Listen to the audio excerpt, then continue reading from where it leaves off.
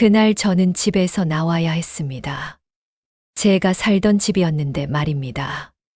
현관 앞에 서 있는데 신발장이 낯설게 보였습니다. 문 하나 닫히는 소리가 이렇게 크게 들린 건 처음이었습니다. 그때는 몰랐습니다. 그 문이 제 삶을 바꿀 줄은. 이른 아침 재래시장이었습니다. 비린 생선 냄새와 김이 올라왔습니다. 사람들 목소리가 뒤섞였습니다. 저는 장바구니를 들고 늘 가던 채소 가게 앞에 섰습니다. 상추 한 단에 3,000원이었습니다. 손이 멈췄습니다. 이제는 그 돈도 아껴야 할 처지가 되었기 때문입니다. 며느리와 같이 산 지 7년이었습니다. 처음엔 웃으며 맞아주던 아이가 점점 말이 줄었습니다. 어머니, 이건 이렇게 하시면 안 돼요.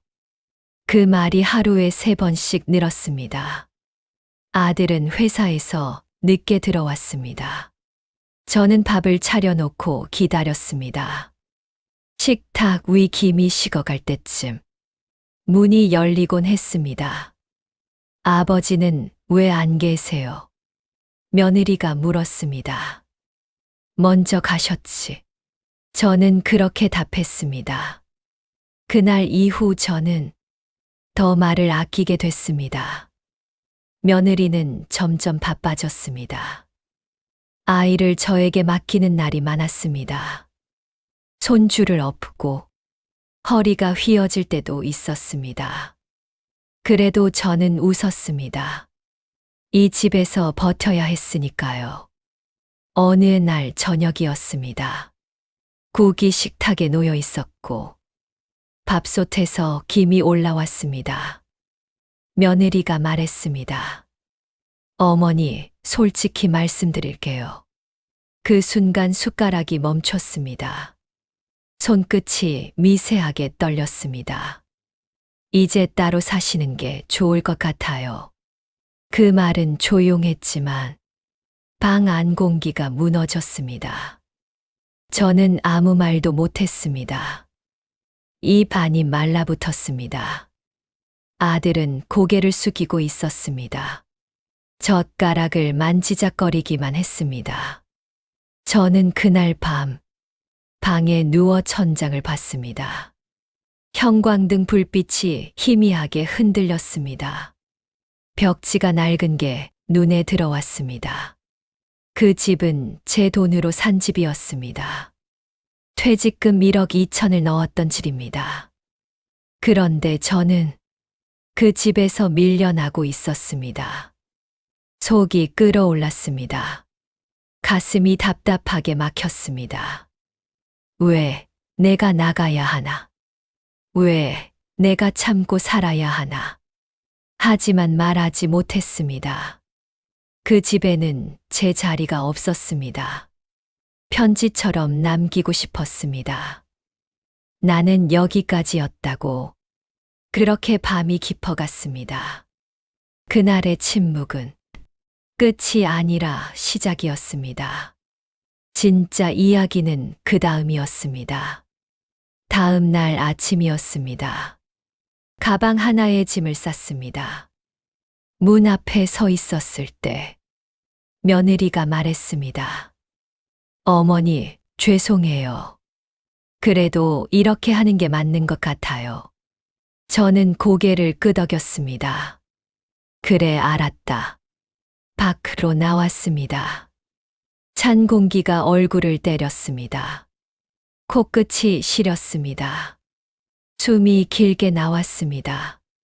그때였습니다. 주머니에서 무언가 떨어졌습니다. 낡은 봉투 하나였습니다. 남편이 생전에 남긴 것이었습니다. 편지였습니다.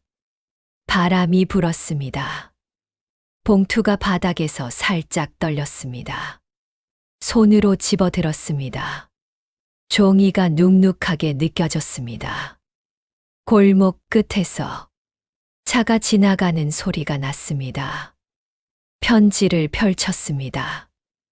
당신은 늘 남을 위해 살았지. 이제는 당신을 위해 살아도 돼. 글씨가 흔들렸습니다.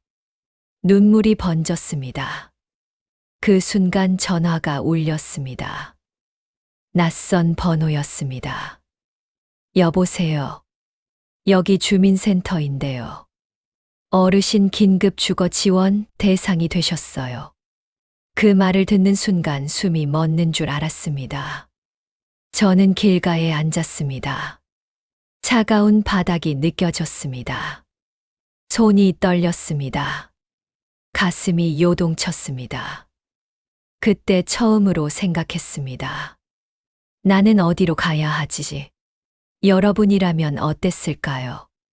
평생 살던 집에서 나와 갈 곳이 없어진다면요.